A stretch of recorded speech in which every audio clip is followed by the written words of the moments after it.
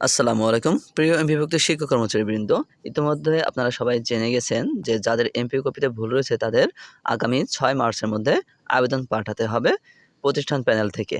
তো আবেদন করার সময় যে ডকুমেন্টগুলো আমাদের প্রয়োজন হবে ৮ টি ডকুমেন্ট আমাদের আপলোড করতে হবে, এটি আমরা সবাই জানি। তো ডকুমেন্টগুলোর মধ্যে প্রতিষ্ঠান ফরওয়ার্ডিং এবং রেজুলেশন এ বিষয়ে অনেকেই অবগত নন, বা কিভাবে লিখবেন বা কিভাবে শুরু করবেন, কার বরাবর লিখবেন, এ বিষয়ে অনেকের মনে অনেক প্রশ্ন রয়েছে। তো আপনাদের সুবিধার্থে একটি ফরওয়ার্ডিং এর স্যাম্পল আপনাদের এই ভিডিওর লিংকে দিয়ে দেওয়া হবে এবং এখানে বিস্তারিত আলোচনা করা হবে। আর প্রত্যেকটি আইটেম আপনারা কিভাবে আপলোড করবেন সকল বিষয় আপনাদেরকে এই ভিডিওতে পরিপূর্ণভাবে দেখিয়ে দেওয়া হবে। আর কোন ফাইলটি আপলোড করতে হবে, কোনটি কিভাবে করতে হবে, কার সই লাগবে এবং কার বরাবর লিখবেন, সকল প্রকার তথ্য এক ভিডিওতেই পাবেন ইনশাল্লাহ। তাই ভিডিওটি একটু বড় হলেও মনোযোগ সহকারে দেখার জন্য অনুরোধ রইল। আরেকটি বিষয় হচ্ছে, অনেকেই বলছেন যে ডট হাইফেন এগুলো এখন সংশোধন না করলেও চলবে। আসলে এটা কিন্তু আমরা কোনো নির্দেশনা বা কোনো চিঠি কিন্তু আমরা পাইনি। তবে এটা ঠিক যে তাদের বেতন সহসা বন্ধ হবে না, তাদেরকে সুযোগ দেওয়া হবে। তো ভুল তো ভুলই, যেগুলো ভুল রয়েছে সেই ভুলগুলো আমরা কোনো মতেই রাখবো না। আমরা চেষ্টা করব যে আমাদের যে ভুলগুলো রয়েছে সেগুলো অতি দ্রুত সংশোধন করে ফেলানোর। কারণ ভুল যতদিন থাকবে ততদিন কিন্তু আমাদের এই বিষয়গুলো সংশোধন হচ্ছে না, অর্থাৎ আমাদের এই ভুলগুলো আজীবনই থেকে যাবে। এর জন্য আমরা চেষ্টা করব যে আমাদের যে ভুলগুলো রয়েছে সেই ভুলগুলো দ্রুত সংশোধন করে ফেলানোর জন্য। আশা করি এই ভিডিওটি আপনারা মনোযোগ সহকারে দেখলে সংশোধনের বিষয়ে অন্য কোনো ভিডিও আপনার দেখার প্রয়োজন হবে না। একটি ভিডিওতে আপনি পূর্ণাঙ্গ সমাধান পাবেন ইনশাল্লাহ। তো এখন আমরা যে বিষয়টি যেভাবে কাজ করব, প্রথমে আমাদের লগ ইন প্যানেলে যেতে হবে। ems.gov.bd তে ঢুকে আমরা ডান পাশে যে লগইন প্যানেল রয়েছে সেই লগইন প্যানেলে আমরা প্রবেশ করব। এখানে প্রবেশ করার পরে নতুন এমপিওর জন্য আমরা যেভাবে আবেদন করে থাকি এরকম আমাদেরকে একটি ইউজার নেম এবং পাসওয়ার্ড দিয়ে এখানে আবেদন প্রথমে লগ ইন করতে হবে। তো ইউজার নেমের জায়গায় আমরা এমপিও আন্ডারস্কোর আমাদের বিদ্যালয়ের যার প্রতিষ্ঠানের এআই নাম্বার, আমরা জানি ৬ ডিজিট একটি এআই নাম্বার থাকে, সেই এআই নাম্বারটি এবং পরবর্তীতে পাসওয়ার্ড দিয়ে আমাদের প্রবেশ করতে হবে। আমরা সেটি দিয়ে এখানে প্রবেশ করলাম। প্রবেশ করার পরে আমরা এমপিও যে অপশনটি রয়েছে সেই এমপিও অপশনে প্রবেশ করব। এই অপশনে প্রবেশ করার পর আমাদের এখানে ৯টি অপশন থাকবে। ৯টির মধ্যে আমরা মাঝখানে যে ৫ নম্বর কারেকশন অপশন রয়েছে সেই কারেকশন অপশনে আমরা প্রবেশ করব। এখানে প্রথম স্টেজে অর্থাৎ প্রথম ধাপে রয়েছে আপনার সংশোধনের বিষয়গুলো। তো এখানে প্রথম ইন্ডেক্স নাম্বার দিলে কিন্তু শিক্ষক বা কর্মচারী যারই হোক, এখানে ইন্ডেক্স নাম্বার দিলে তার যাবতীয় তথ্য এখানে চলে আসবে। তো এইখানে আমরা ইন্ডেক্স নাম্বারটি এখন দিয়ে দিব। ইন্ডেক্স নাম্বার দেওয়ার পর এখানে আমাদের প্রতিষ্ঠানের যতজন শিক্ষক কর্মচারী রয়েছেন সবার নাম এখানে এইভাবে দেখাবে। তো এখান থেকে আমরা যার সংশোধন করব তার নামটি এখান থেকে আমরা সিলেক্ট করে নিব।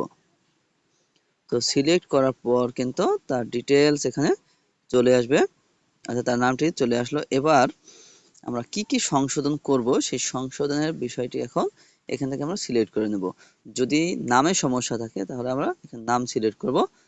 আর নামের সামনে টিক দেওয়ার পরেই কিন্তু তার এখানে কি কি নাম দেওয়া রয়েছে, অর্থাৎ তার আবেদনে বর্তমান কি নাম রয়েছে এমপি কপিতে বাংলা এবং ইংরেজিতে সেই দুটোই এখানে শো করবে, এবং প্রত্যাশিত নাম ইংরেজি এবং বাংলায় কি হবে সেই দুটি এখানে অন্তর্ভুক্ত করতে হবে। এরপরে আমরা জানি পুরাতন সবারই অ্যাকাউন্ট নাম্বার ৩ ডিজিট বা ৪ ডিজিটের ছিল, সেই অ্যাকাউন্ট নাম্বারটিও এখান থেকে সংশোধন করে নিতে হবে। তো এজন্য আমরা এখানে তার অ্যাকাউন্ট নাম্বারটি ব্যাংক হিসাব নম্বরটিও সিলেক্ট করব, যে ব্যাংক হিসাব নম্বর তার বর্তমান কি রয়েছে এবং প্রত্যাশিত হিসাব নম্বর কি লাগবে এটিও, এবং পে কোড আমরা জানি কারো সংশোধন করতে হবে না, পদবী সংশোধন এটি সংশোধন করতে হবে, এবং যদি ভুল থাকে তাহলে সংশোধন করতে হবে, না থাকলে নেই। এরপর পদবীর প্রকার, যদি সে পদবীর প্রকার রেগুলার, বা যদি কেউ কারো নাম যদি আমরা বাতিল করতে চাই সেই ক্ষেত্রে কিন্তু এখানে সে খণ্ডকালীন শিক্ষক নাকি বা কোনো যদি অসামঞ্জস্য থাকে সেই ক্ষেত্রে এটি লাগবে, না হলে লাগবে না। এরপর বিষয়, যদি তাহলে এখানে আমরা বিষয়টি দিয়ে সংশোধন করে নিব। তো এইভাবে আমরা টিক দেওয়ার পরে এগুলো আমরা পূরণ করে নেব। পূরণ করার পরে আমরা ধাপ 2 এ চলে যাব। ধাপ 2 এ এখানে পরীক্ষার নাম, রোল নম্বর, সেশন, শিক্ষাবর্ষ বা পাসের বছর এইগুলো আমাদের পূরণ করতে হবে। কিন্তু এইখানে কিন্তু সরাসরি এন্ট্রি করার কোনো সিস্টেম নেই। আমাদের চলে যেতে হবে উপরে যে প্লাস চিহ্ন রয়েছে সবুজ মার্কের, সেই প্লাস চিহ্নতে আমরা ক্লিক করব। তো প্লাস চিহ্ন ক্লিক করার পরে আমাদের সামনে এইরকম একটি পেজ চলে আসবে। এই পেজে লাল অপশনগুলো আমাদের অবশ্যই পূরণ করতে হবে।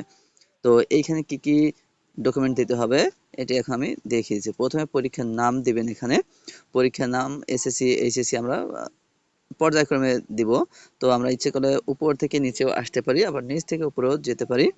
তো আমরা যে কোনো একটি দিলেই হবে। আমি একটি পূরণ করে দেখিয়ে দিচ্ছি যে আমরা এইচএসসি পরীক্ষা দিলাম। এইচএসসি পরীক্ষার রোল নাম্বার এবং সেশন, শিক্ষাবর্ষ এই দুটো কিন্তু বাধ্যতামূলক নয়, কিন্তু তারপর আমরা এখানে দিয়ে দিব তার রোল নম্বর, সেশন, শিক্ষাবর্ষ, পাশের বছর, এরপর বোর্ড বা বিশ্ববিদ্যালয় সে কোন বোর্ড থেকে পাশ করেছেন এবং ফলাফল প্রকাশের তারিখ এটি এখান থেকে সিলেক্ট করে দিলে হবে, না দিলেও কিন্তু সমস্যা হবে না। এরপর গ্রুপ, ফলাফলের ধরন, বিভাগ, শ্রেণী এগুলো কিন্তু অবশ্যই দিতে হবে, অর্থাৎ রেড মার্ক দেওয়া যা রয়েছে সেগুলো অবশ্যই দিয়ে এখানে যোগ করুন বাটনে ক্লিক করলে কিন্তু এগুলো সেভ হয়ে যাবে। তো আমরা এটি যোগ করুন বাটনে দিয়ে সেভ করে নিব। এরপর আমরা চলে যাব ধাপ 3 এ। ধাপ 3 এ যাওয়ার পর আমরা এখানে দেখতে পাচ্ছি যে এইখানে এসএমসি অথবা জিবি, অর্থাৎ প্রথম ঘরে এখানে কোনো কাজ নেই। দ্বিতীয় যে অপশনটি রয়েছে সেই দ্বিতীয় ঘরে শুধু কমিটির তথ্যটি এখানে দিতে হবে। তো কমিটি যাদের রয়েছে তারা দিবেন, যাদের নেই। আমরা কিন্তু সবাই জানি যে আমাদের একটি বর্তমান চলতি দায়িত্বে একটি কমিটি রয়েছে, সেটি হচ্ছে ইউনো মহোদয়, তিনি সভাপতি এবং দুজন সদস্য, অর্থাৎ অ্যাডহক কমিটি কিন্তু সকল প্রতিষ্ঠানেই চলমান রয়েছে। তো আমরা অনেকে হয়তো এটি গঠন করেছি, অনেকে গঠন করিনি। যদি গঠন করা না থাকে সেই ক্ষেত্রে আমরা পূর্ববর্তী কমিটির তারিখটি এখানে দিয়ে দিব। এবং প্রতিষ্ঠানের সর্বশেষ স্বীকৃতি, আমরা জানি যে প্রত্যেক মাধ্যমিক বিদ্যালয়ে একটি স্বীকৃতি লাগে। তো এটি কারো স্থায়ী স্বীকৃতি, কারো অস্থায়ী স্বীকৃতি রয়েছে। যদি স্থায়ী হয় তাহলে স্থায়ী স্বীকৃতির তারিখটা আমরা দিয়ে দেবো, আর যদি অস্থায়ী হয় সেক্ষেত্রে আমরা অস্থায়ী স্বীকৃতি এখানে কত তারিখ থেকে কত তারিখ পর্যন্ত রয়েছে সেইটি এখানে আমরা দিয়ে দেবো। দিয়ে দেওয়ার পর আমরা চলে যাবো ধাপ 4 এ।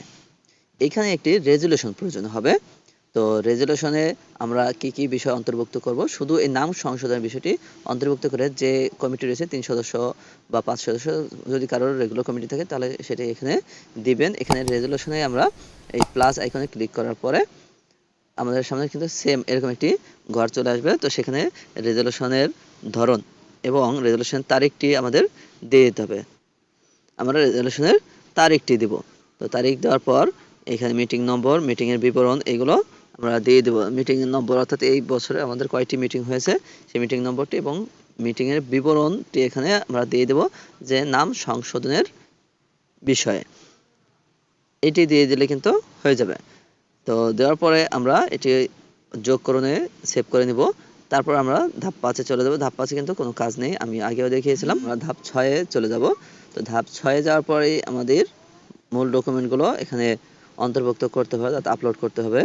তো ধাপ 6 কিন্তু সকল ডকুমেন্ট আপলোড করে দিতে হবে। এখানে আমরা যে ডকুমেন্টগুলো আগে তৈরি করে রেখেছি, তো প্রথমে আমাদের upload attachment institute head forwarding, অর্থাৎ প্রতিষ্ঠান প্রদানের একটি ফরওয়ার্ডিং বা অগ্রাহ্যপত্র লাগবে। সেই ফরম্যাটটি এখন আপনাদেরকে আমি দেখিয়ে দিচ্ছি। প্রিয় ভিউয়ার্স, আপনাদের সুবিধার্থে আপনাদের একটি ইনস্টিটিউট হেড ফরওয়ার্ডিং এর স্যাম্পল তুলে ধরছি, সেটি দেখে আপনারা এইভাবে লিখে নিতে পারেন, অথবা আমার ডেসক্রিপশনে একটি ওয়ার্ড ফাইল দেওয়া থাকবে, আপনারা সেটিও ডাউনলোড করে ব্যবহার করতে পারেন। এটি ডেমো ফাইল থাকবে, আপনারা শুধু নাম এবং সংশোধনের বিষয়টি পরিবর্তন করে নিলেই হবে। তো এইখানে প্রথমে বিদ্যালয়ের প্যাডে তারিখ দিবেন এবং বরাবর উপপরিচালক মাধ্যমিক উচ্চ শিক্ষা ঢাকা অঞ্চল, এখানে আপনারা যেখান থেকে যে অঞ্চলে থাকেন, যদি অন্য কোনো অঞ্চলে হয়ে থাকেন অর্থাৎ চট্টগ্রাম বা ময়মনসিংহ অঞ্চল বা রাজশাহী অঞ্চল, যে অঞ্চলে সেই অঞ্চলের নাম লিখবেন। এরপর বিষয় লিখে তার কি ভুল রয়েছে এবং তার নামটাই লিখে আমরা তার যে বিষয়ে ভুল রয়েছে, নাম, পদবি, বিষয়, হিসাব নম্বর, যে বিষয়ে ভুল রয়েছে আমরা সেগুলো এখানে দিয়ে দেব। এরপর জনাব যথাবিধ সম্মান প্রদর্শনপূর্বক বেতরজ এই যে বিদ্যালয়ের নাম এবং তার পদবি দিয়ে আমরা তারপর তার নাম দিব এবং ইন্ডেক্স নাম্বারটি দিব, তার পিতার নাম, গ্রাম, পোস্ট অফিস, উপজেলা, জেলা দিয়ে তিনি কত তারিখ থেকে কর্মরত আছেন সেই তার জয়েনিং ডেটটি এখানে দিয়ে দেব এবং লিখব যে প্রতিষ্ঠানে কর্মরত থেকে নিয়মিত বেতন ভাতা পেয়ে আসছেন। বর্তমানে ইএফটিতে তথ্য অন্তর্ভুক্তির সময় নিম্নলিখিত অসঙ্গতি পরিলক্ষিত হয়, যা সংশোধন করা একান্ত প্রয়োজন। এরপর একটি আমরা টেবিল করে সেখানে তার ভুল তথ্যগুলো এবং চাহিদা সংশোধিত তথ্যগুলো দিয়ে দিব। তারপর সর্বশেষে আমরা প্রতিষ্ঠান প্রদানের একটি স্বাক্ষর নিয়ে এই কাগজটি আমরা পিডিএফ বা জেপিজি ফাইল করে রাখবো, তাহলে আমাদের কাজ শেষ। এরপরে আমরা সেই বিষয়টি প্রিন্ট করে প্রতিষ্ঠান প্রদানের স্বাক্ষর নেব এবং সেটি স্ক্যান করে আমরা পিডিএফ অথবা জেপিজি ফরম্যাটে করে রাখবো। এখানে পিডিএফ বা জেপিজি যে কোনো ফরম্যাটে কিন্তু অ্যালাউ হবে, তবে অবশ্যই ফাইলগুলো যেন বেশি বড় না হয়, অর্থাৎ কেবিতে আমরা কমিয়ে রাখবো, সেটি 100-200 কেবির মধ্যে রাখার চেষ্টা করব। 1 MB 2 MB হলে সেটি কিন্তু অনেক লোড নেবে, তো আমরা অবশ্যই চেষ্টা করব 100-200 কিলোবাইটের মধ্যে অর্থাৎ কেবির মধ্যে রাখার জন্য। রেখে আমরা এখান থেকে সংযুক্তি করে নেব। এখানে কিন্তু আপলোড অ্যাটাচমেন্ট দিলেই একটি সংযুক্তির অপশন চলে আসবে। তো এখানে আমরা ফাইল সিলেক্ট করব। ফাইল সিলেক্ট করার পর আমরা ফাইলটি কোথায় রেখেছি সেখান থেকে এইভাবে কিন্তু আমরা সেটি অ্যাটাচমেন্ট করে নিতে পারবো। তো এইভাবে প্রত্যেকটি ফাইল আমাদের অ্যাটাচ করে নিতে হবে। তারপর bank account slip and certificate. তো ব্যাংকে গিয়ে আমরা একটি ব্যাংক থেকে প্রত্যয়নপত্র আনবো, অবশ্যই সেটি ইংলিশে হতে হবে এবং একটি স্টেটমেন্ট নিয়ে আসবো। আমরা বিগত 6 মাসের এটি যদিও স্টেটমেন্টটি গুরুত্বপূর্ণ না, ব্যাংকের সার্টিফিকেটটি অবশ্যই কিন্তু আমাদের নিয়ে আসতে হবে। ব্যাংকের থেকে একটি প্রত্যয়ন এনে এখানে আমাদের আপলোড করতে হবে। এরপরে অ্যাপয়েন্টমেন্ট লেটার, আমাদের প্রত্যেকে নিয়োগকালীন একটি নিয়োগপত্র দেওয়া হয়েছিল, সেই নিয়োগপত্রটি এখানে আপলোড করতে হবে। 4 নম্বরে রয়েছে টিচার স্টাফ স্টেটমেন্ট। তো স্টেটমেন্টটিও সকল শিক্ষক কর্মচারী মিলে যে একটি স্টেটমেন্ট তৈরি করতে হবে, অর্থাৎ প্রত্যেকের নামের তালিকা, শিক্ষাগত যোগ্যতা, জয়নিং ডেট, এইগুলো সব কিছু মিলিয়ে একটি স্টেটমেন্ট তৈরি করে সেখানে ডান পাশে অবশ্যই প্রত্যেকের স্বাক্ষর প্রয়োজন হবে এবং নিচে প্রতিষ্ঠান প্রধান এবং সভাপতি তারা স্বাক্ষর করবেন। যদি সভাপতি থাকে তাহলে স্বাক্ষর করতে হবে, না থাকলে না দিলেও সমস্যা নেই, শুধু প্রতিষ্ঠান প্রধান স্বাক্ষর করলেই হয়ে যাবে। এরপরে সাবজেক্ট অ্যাপ্রুভাল, যদি কোনো বিষয় খোলা থাকে, এখানে ব্যবসা শিক্ষা বা বিজ্ঞান বিভাগ যদি খোলা থাকে অথবা শাখা, ক শাখা, খ শাখা, এরকম একাধিক শ্রেণীতে একাধিক শাখা থাকে, যদি সেগুলো থাকে তাহলে কিন্তু সেই কাগজটা এখানে আপলোড করতে হবে। এরপর অল একাডেমিক সার্টিফিকেট, অর্থাৎ এখানে একাডেমিক সার্টিফিকেট বলতে আপনার যতগুলো সার্টিফিকেট রয়েছে, এসএসসি, এইচএসসি, বিএ বা অনার্স, মাস্টার্স, আপনার যতগুলো সার্টিফিকেট রয়েছে সবগুলো একটির মধ্যে দিয়ে সেটি পিডিএফ করে আমরা এখানে আপলোড করে দিব। এরপর এনআইডি কপিটি, অবশ্যই এনআইডি কপিটি আমরা মেইন কপি থেকে স্ক্যান করে নিব। তো এখানে স্ক্যান করে আমরা আপলোড করে দেব। এরপর আদার ডকুমেন্টের মধ্যে আমরা যে রেজলিউশনটি করেছিলাম সেই রেজলিউশনটি আদার ডকুমেন্টের মধ্যে আমরা আপলোড করে দিব, তাহলে আমাদের কাজ শেষ। আমরা 8টি ডকুমেন্ট। এখানে আরেকটি বিষয় হচ্ছে যে যদি আমরা এমপিও কপি এখানে সংযুক্ত করতে চাই তাহলে কিন্তু আদার ডকুমেন্টের মধ্যে আমরা দিয়ে দিতে পারি, না দিলেও কোনো সমস্যা নেই। এখানে চাইনি, যেহেতু চাইনি আমাদের না দিলেও সমস্যা নেই। আদার ডকুমেন্টের মধ্যে আমার যদি আনুষঙ্গিক অন্য কোনো কাগজপত্র প্রয়োজন হয় সেগুলো আমরা এখানে দিয়ে দিতে পারি। আর যদি এরকম কারো থাকে যে এনআইডি কপি সংশোধনে দিয়েছেন, সেই ক্ষেত্রে কিন্তু সংশোধনের কপিটি এনআইডির সাথে আমরা দিয়ে দিব, তো তাহলে আমাদের আর কোনো সমস্যা থাকবে না।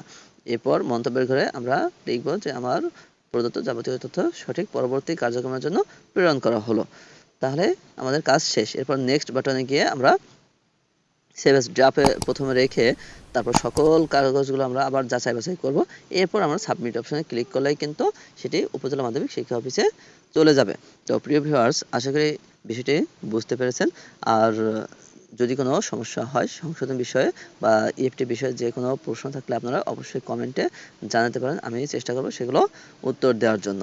তাহলে আপনারা এইভাবে বুঝে শুনে তারপর কালেকশন আবেদনটি করুন, কারণ একে তো আমরা কিন্তু দেখেছি যে ইএফটিতে এর আগে তথ্য দেওয়ার সময় কিন্তু অনেক শিক্ষক কর্মচারী কাজে ভুল করেছেন, তো এই জন্য তাদের ভুগতে হচ্ছে। অর্থাৎ প্রায় 10,000 শিক্ষক কর্মচারী কিন্তু অ্যাকাউন্ট নাম্বার ভুল রয়েছে, বিভিন্ন ধরনের ভুলের কারণে আমরা এখন খেসারত দিচ্ছি।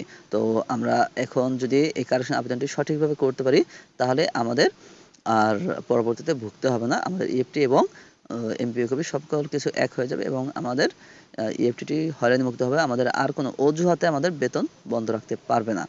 আর একটি বিষয় আমরা কিন্তু দেখেছি যে মাদ্রাসা কিন্তু প্রত্যেক মাসের বেতন প্রত্যেক মাসে দিচ্ছে, অর্থাৎ তারা এখন ফেব্রুয়ারির বেতনও গতকালকে ছাড় হয়েছে, অথচ আমরা এখন পর্যন্ত জানুয়ারির বেতন পাইনি। তো আমরা কত পেছনে রয়েছি সেগুলো আপনারা সবাই জানেন, তো সবাই অবগত আছেন। তো এর জন্য আমরা এখন সংশোধন আবেদনটি অবশ্যই দ্রুত করে ফেলবো। আর আমরা কোনো মতে কিন্তু 6 তারিখের অপেক্ষা করব না, কারণ 6 তারিখ পর্যন্ত গেলে কিন্তু আমাদের তখন সার্ভার অনেক বিজি হয়ে যাবে, এই ফাইলগুলো আপলোড নিতে অনেক সময় লাগবে। এর জন্য আমরা চেষ্টা করবো যে 1-2 তারিখের মধ্যে সকল আবেদন সম্পন্ন করার। সবাই ভালো থাকবেন, সুস্থ থাকবেন, আল্লাহ হাফেজ।